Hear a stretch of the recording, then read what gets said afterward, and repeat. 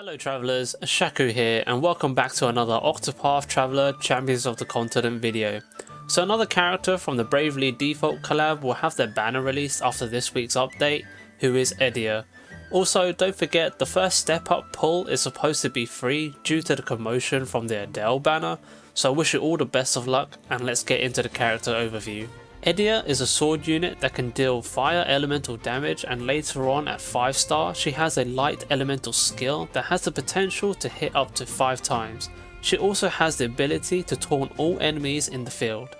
Stat wise, she is definitely more of a defensive type sword character due to having higher defensive stats compared to other sword units we have right now in the game, and also she has lower crit and speed values. Although that is probably not a great comparison, it's probably more accurate to compare her to Gilderoy, as they both have similar stats. However, I believe Edea has the potential to be a decent offensive tank, whereas Gilderoy is more of a defensive tank.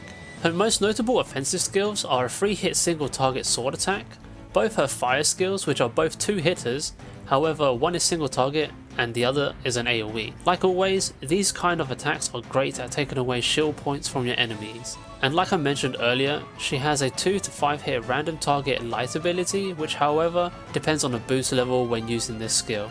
This could be useful in situations where an enemy is weak to light and you want to take down their shields as fast as possible. Also, this is kinda nice, since the number of hits depends on the boost level. It feels like you have more control on how many hits you can do, which is a bonus in my opinion, just for those critical shield breaking moments.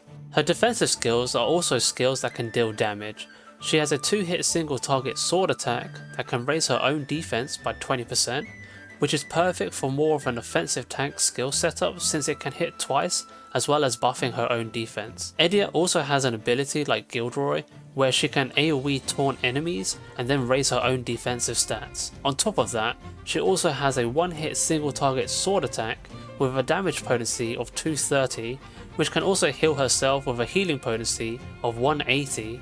In my opinion, this skill is what makes her able to take on the role as a tank and have the capabilities to deal some decent damage. Edea's 1-star passive gives her 25% chance to gain 1 BP when hit by an attack, which could be useful to help her get to max boost as quick as possible so she can deal her 5-hit attack sooner. And then her 3-star passive gives her 20% damage up when attacking enemy weaknesses.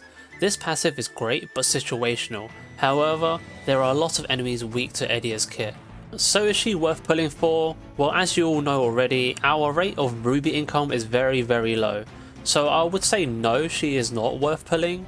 However, not trying to sound negative and just taking the character for what it is and disregarding the ruby income, Edea's character herself is a pretty decent character where her kit can deal multiple weaknesses and also having the capability to tank offensively.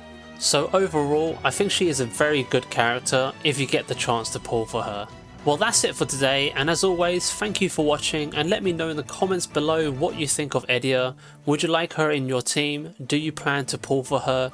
And if so, I wish you all the best of luck on your free step up pull. See you in the next one. Peace!